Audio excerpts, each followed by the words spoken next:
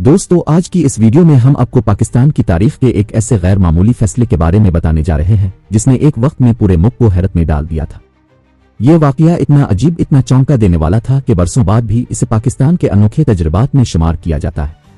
यह किस्सा हमें ले जाता है 1980 की दहाई के इस दौर में, जब बलूचिस्तान के कई ज़री इलाके एक खामोश मगर खतरनाक दुश्मन के नरगे में आ चुके थे।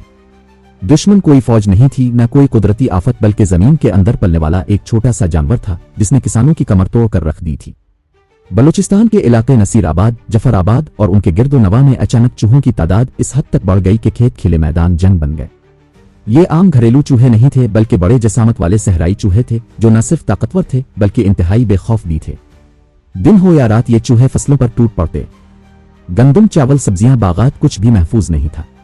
ये जमीन के नीचे लंबी सुरंगें बनाकर पौधों की जुड़ें काट देते और किसान की महीनों की मेहनत चंद ही दिनों में मिट्टी में मिल जाती।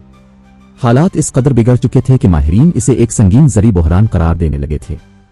किसानों का कहना था कि रात के वक्त खेतों से ऐसी आवाजें आती जैसे जमीन के नीचे कोई और ही दुनिया आबाद हो गई हो।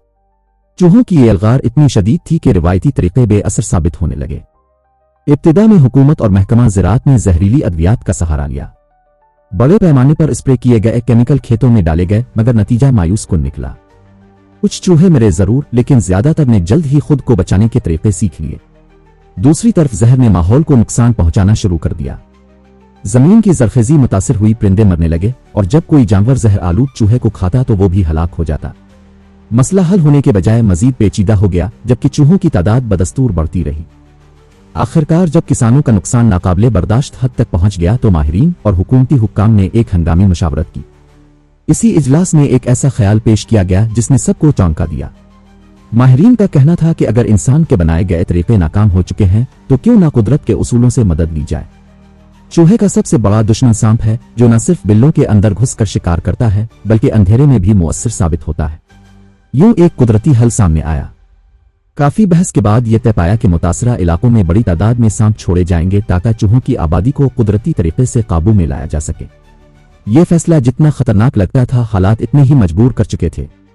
अब मसला यह था कि इतने ज्यादा सांप कहां से लाए जाएं। इस मकसद के लिए सिंध और पंजाब के मुख्तलिफ इलाकों से सपेरों और जोगियों को बुलाया गया, खास तौर पर ठट्ठा बदीन और थर के इलाकों से। अखबारात में खबरें शाये हुई कि हुकूमत सांप खरीद रही है, जिसके बाद यह काम एक बाकायदा मुहिम की शक्ल इख्तियार कर गया। वीरानों जंगलों और सहराओं से हजारों नहीं बल्कि लाखों सांप पकड़े गए। इनमें ज्यादातर गैर जहरीले धुमन जैसे सांप थे जो चूहों के मुअस्सिर शिकारी समझे जाते हैं। गर्चे बाज रिपोर्ट्स के मुताबिक चंद जहरीले सांप भी इस अमल का हिस्सा बन गए थे। सरकारी निगरानी में ये सांप बलूचिस्तान के खेतों, नहरों के किनारों और पहाड़ी इलाकों में छोड़े गए। जैसे ही ये आजाद हुए वो फितरी तौर पर शिकार की तलाश में निकल पड़े, और चूंकि हर तरफ चूहों की भरमार थी इसलिए सांपों के लिए ये इलाका किसी खजाने से कम नहीं था। चंद ही हफ्तों में फर्क महसूस होने लगा। चूहे जो पहले बेखौफ घूमते थे अब कम दिखाई देने लगे। सांप की मौजूदगी ही चूहों में खौफ पैदा करने के लिए काफी थी। चूंकि सांप दिन के साथ साथ रात में भी और जमीन के अंदर भी शिकार करता है, इसलिए चूहों के लिए कोई महफूज पनागा बाकी ना रही। वक्त के साथ साथ चूहों की आबादी घटने लगी, फसलों का नुकसान कम हुआ और किसानों ने पहली बार सुकून का सांस लिया। अखबारात में अब तबाही नहीं बल्कि इस अनोखे तजुर्बे की कामयाबी के किस्से शाये होने लगे। मगर दोस्तों, कहानी यहां खत्म नहीं होती। हर तजुर्बे का एक दूसरा पहलू भी होता है।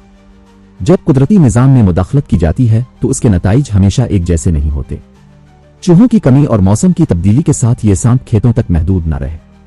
आहिस्ता आहिस्ता उन्होंने इंसानी आबादियों का रुख करना शुरू कर दिया। देहात में घरों, सहनों और मवेशियों के बाड़ों में सांप नजर आने लगे। जो लोग कल तक चूहों से परेशान थे अब सांपों के खौफ में मुब्तला हो गए। खास तौर पर ख्वातीन और बच्चों में शदीद दहशत फैल गई। अगरचे हुकाम का कहना था कि ज्यादातर सांप गैर जहरीले हैं, मगर एक आम आदमी के लिए इस फर्क को पहचानना मुमकिन नहीं होता। चंद मकामात पर सांप के काटने के वाकयात भी सामने आए, जिससे सूरत हाल मजीद संगीन हो गई। यूं एक नई बहस ने जन्म लिया। अवाम ये सवाल करने लगे कि क्या इस फैसले से पहले इस बात की मुकम्मल मनसूबाबंदी की गई थी कि बाद में उन सांपों को कैसे कंट्रोल किया जाएगा। ये वाकया आज भी एक सबक की तरह याद किया जाता है कि बाज़ औक़ात मसले का हल तो मिल जाता है, मगर उसके असरात नई मुश्किलात को जन्म दे देते हैं।